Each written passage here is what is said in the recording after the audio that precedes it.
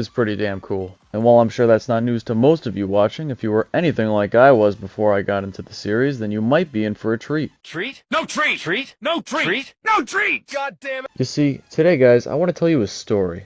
A story about Jill Valentine. I should probably mention that even though I knew literally nothing about Resident Evil, I did know who Jill Valentine was. She kind of has a reputation in gaming. Plus, I play Dead by Daylight and Fortnite sometimes, so I guess I kind of ran into her there. Anyway, as someone that loves horror stuff, it's kind of surprising that Resident Evil wasn't really on my radar until about a year ago. I can't say for sure why it wasn't, but I'm guessing I just wrote it off as another gaming series that had like a million entries in it. So what made me decide to give the series a chance? Honestly, I think I just had a crush on Jill. So I was probably browsing the PlayStation Store about a year ago when I saw Resident Evil Raccoon City Edition for like 20 bucks or something. I figured that if there was anything to give the series a chance on, it'd be those fancy remakes without the tank controls that are accessible to pretty much anyone. Alright, now you might roast me in the comments for this one, but I did tell you this story was about Jill. So really, I was more interested in Resident Evil 3 than Resident Evil 2 since I knew Jill was in 3. So I actually looked up if I had to play 2 before 3, and the answer I got was no. But why would you skip one of the best entries in the series? That kind of felt a little silly after I read that. But I was skeptical about 2, mainly because I didn't get the hype behind this Leon Kennedy guy. And then I decided to play the game.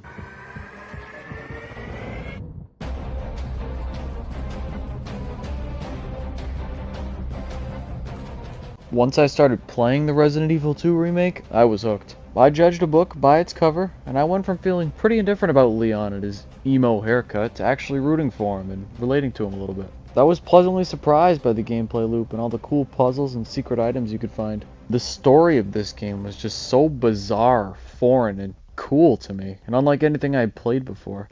And the minute I finished it, I dove right back in again to play as Claire, and then a few more times after that to platinum it on my PS5.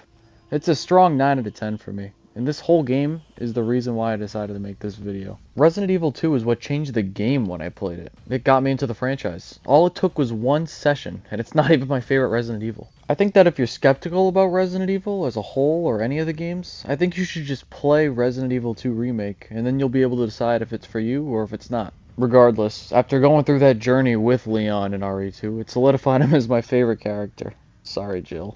3 Remake was still a decent time. That didn't reach the heights of 2, but I don't think it's as bad as everyone says it is. It's still a good game, it's worth playing, just not a great remake of the source material. Whatever way you slice it, don't skip on 2 Remake, and if you have fun with that, you may as well check out 3. They work pretty well together and both have their moments. Something tells me he's not a cop. At this point, now that I was a fan of the series, I was really looking forward to playing the Resident Evil 4 Remake. Bear in mind, this was probably back in September of last year, so I had a bit of downtime to wait before that came out. The original Resident Evil 4 has quite the reputation, and with it acting as a sequel to 2 that continues Leon's story, I was really excited to see what they were going to do for the remake. Since I had some time to kill, and now that I was a fan, I decided to dive into where the series started with the first Resident Evil and Resident Evil 0. I'm also currently finally making my way through Code Veronica. These are older games I never would have even thought of playing had it not been for the remakes getting me into the series.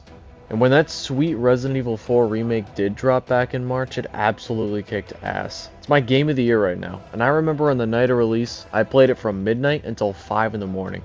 Strong and easy 10 out of 10. Now that I've completed all the modern remakes, for now, I'm also on my journey playing through the original version of 4, before I'll finally move along to playing through the rest of the series, through the ups and downs. I'm curious to see what Ethan Winters is all about and what that saga is going to have to offer. All I have to say is, I didn't know Resident Evil was this badass and fun. And maybe you didn't either. All it took was one night with the Resident Evil 2 remake to get me invested. So my hot take, not sure if this is a hot take, is don't start with the first Resident Evil if you're looking to get into the series. Start with the RE2 remake, RE3 remake, and RE4 remake, and if you're passionate enough about those games, then you can check out all the numerous other ones from there. I do think that the first Resident Evil is worth playing and a great game in its own right, but I'd argue that it's not as easy to pick up for a new fan. If you're like me, start with 2 Remake and just have fun. I've branched out the games I've played so much these last few years, and Resident Evil is one of those things I'm happiest I checked out. Give it a chance. You probably won't regret it. These games are constantly going on sale, so you probably won't even have to throw Capcom the full 60 if you wait for the right time. And really, I haven't even touched the surface. I still have to play all the later games in the series. There's so much content here if this is your jam, even beyond just the video games. Also, if you don't like horror stuff, I really wouldn't let that deter you from this series too much. It's so much more than things just jumping out trying to scare you. Hell, half the time you're dishing out more than the enemies are. I'd honestly say that while these games can be spooky sometimes, half the time they're not even all that scary. Even still, if you don't like spooks too much, there's always an easier difficulty in these remakes that you can use. Or you can just leave the lights on or play with a friend, I guess.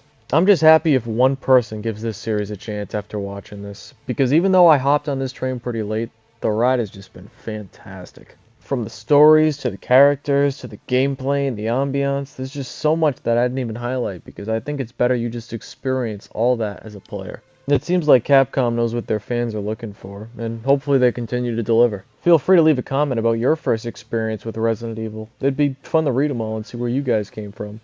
And of course, thanks for Hey, where's everyone going? Bingo?